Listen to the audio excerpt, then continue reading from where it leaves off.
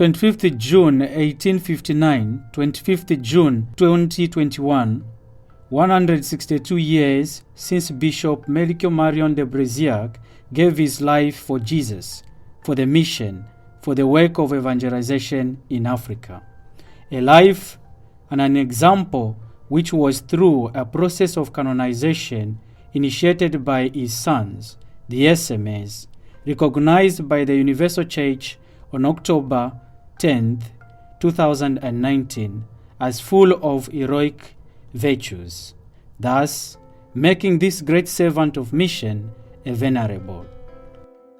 The then servant of God, Bishop Melchior Marion de Brésillac, is for over a year now Venerable Bishop Melchior Marion de Brésillac. How did we come at this level of recognition? How is the canonization process going? What remains to be done to achieve his beatification and canonization? Stay with us to find out more.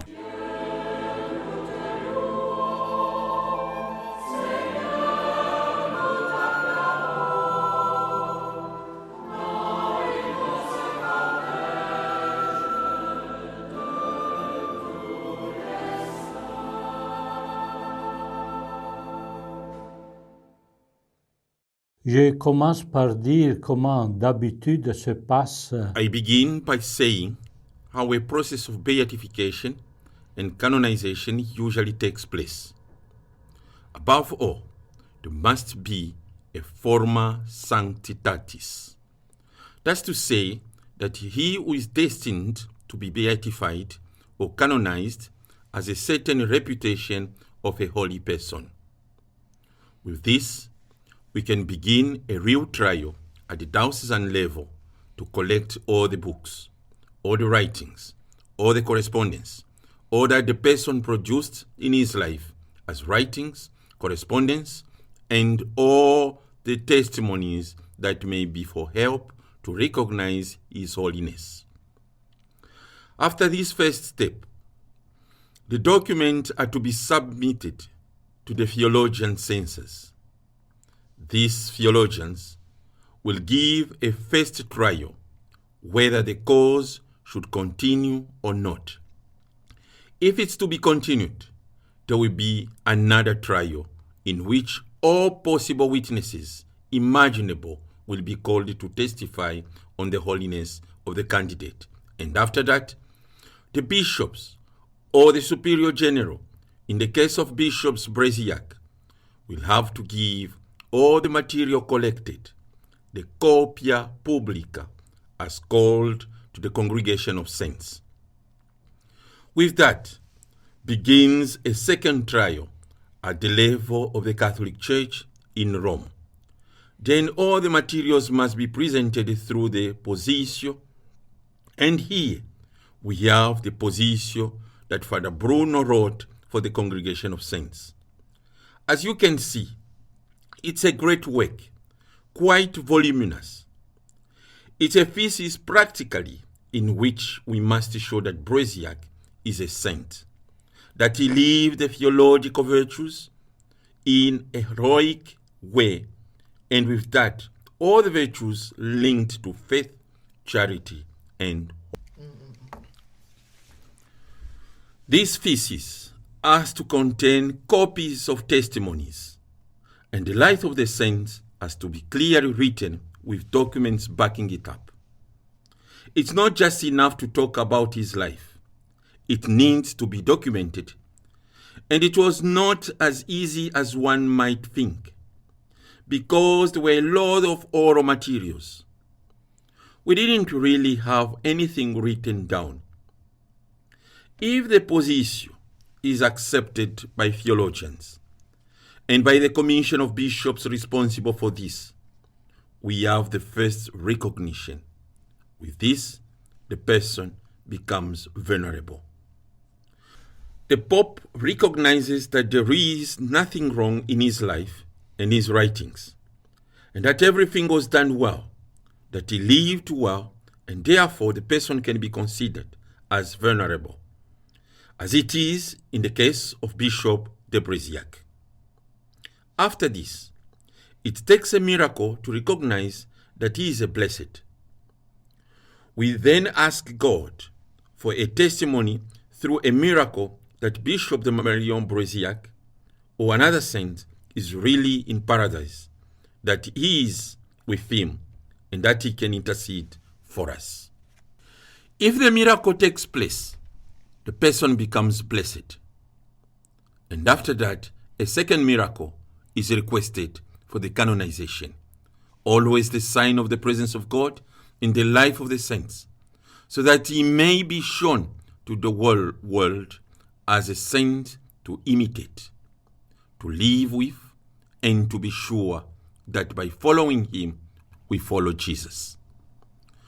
You may not know the difference between beatification and canonization.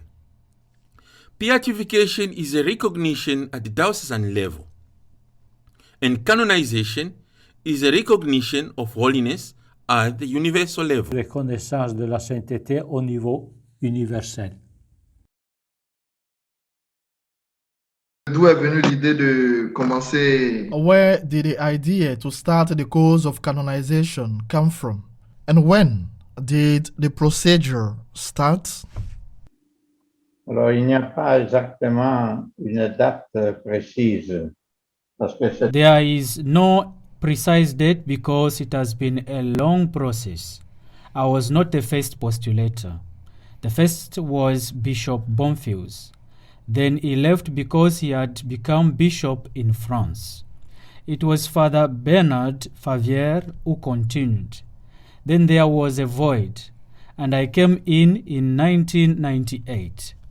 Before the war, in the 1860s, there were authorities in the SMA who were considering to launch the canonization of our founder. The Superior General, Father Arrington, had asked for advice, but in the Vatican, they told him it was heavy, it was expensive, so he got discouraged. Then, around 1980-1989, the General Assembly gave its agreement for a consultation to be held to find out if the confreres were in agreement with the introduction of the cause of our founder. The consultation took place and the majority were in favor. Those who were not in favor were not because they did not consider Brésillac a saint, but because they said that it was expensive, that it would take a lot of time, and that we have other more important things to do. And from this consultation, we started the procedure.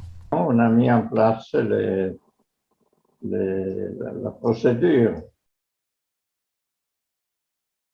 On a demandé à l'évêque de Freetown, là où est Monseigneur de Marion Brésillac, We asked the Bishop of Freetown, where Bishop de Marion Brésillac died, to be able to introduce the cause here in Rome, because for us, the SMA, it was easier to follow from Rome and to provide all records.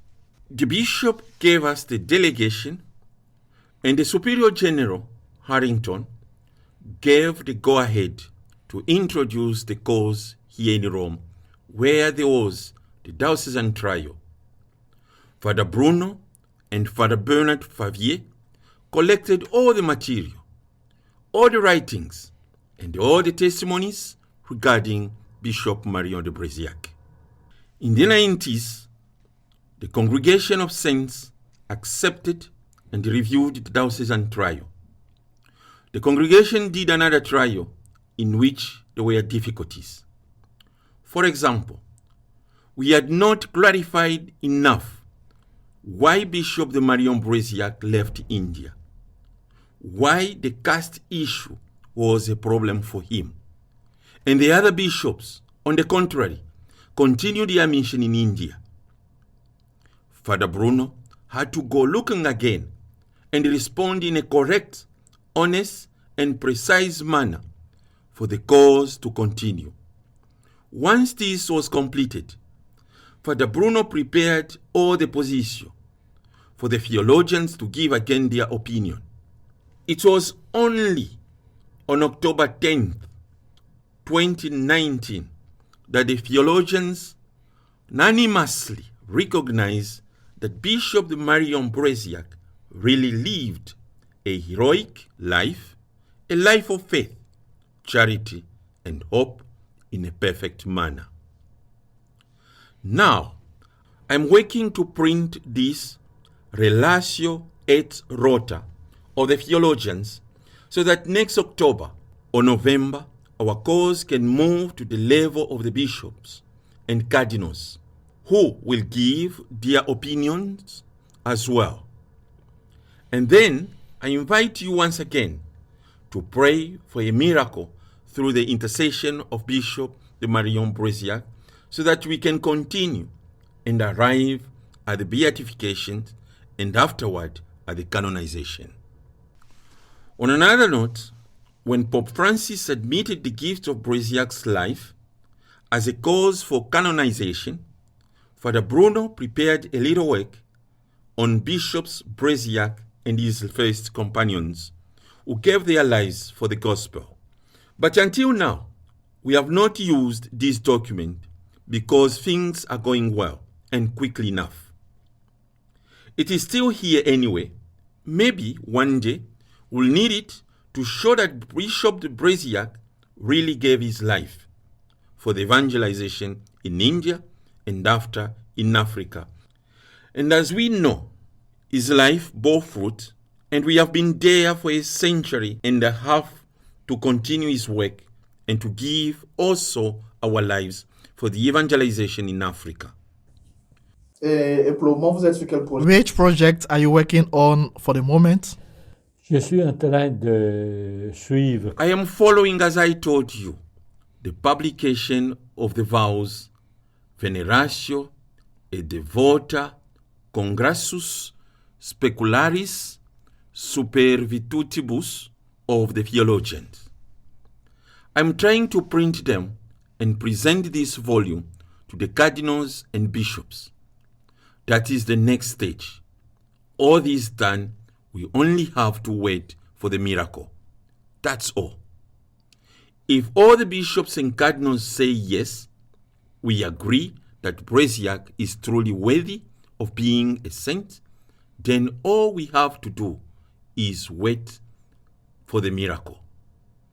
If the miracle occurs, we'll do another position much smaller than this on the miracle to show how we prayed, how the miracle happened, and how the miracle had no human explanation, but that it comes directly from heaven.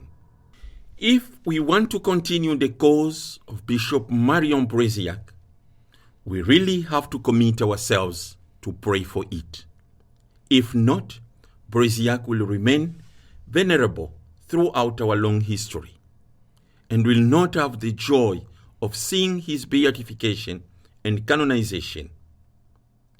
We have prepared rosaries and a new prayer for this purpose, and we'll still prepare something so that SMA confreres and friends can pray for the miracle. And the miracle, I believe very strongly, is nothing other than the fruits of our prayers. Bien que le miracle, c'est le fruit de nos prières.